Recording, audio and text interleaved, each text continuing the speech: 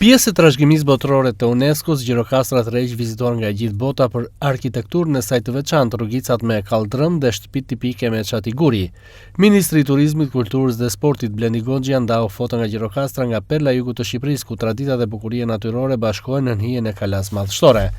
Një nga atraksionet kryesore është kalaja e Gjirokastras, e ndërtuar në shekullin e 12 që dominon qytetin dhe ofron pamje panoramike mbi lugin e Drinos.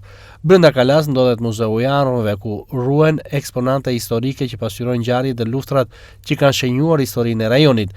Gjirokastra njeh gjithashtu për kulturën dhe traditat e saj folklorike. Festimet dhe aktivitetet kulturore tërheqin artistë dhe vizitorë nga e gjithë Shqipëria dhe bota. Qyteti ishte vendlindja e shkriptarit të njohur Ismail Kadare dhe ruan atmosferën e vjetër osmane, duke e bërë një destinacion të veçantë për ata që kërkojnë jo vetëm bukurinë natyrore, por dhe histori e kulturë. Vizitorët mund të eksplorojnë dhe shtëpitë muze të qytetit, si shtëpia e Kadares, që ofron një pasqyrë të jetës dhe veprës së shkrimtarit. Gastronomia lokale, bazuar në produkte vendase dhe receta tradicionale, plotëson përvojën e vizitorëve, duke bërë Gjirokastrën një destinacion të plot turistik dhe kulturor.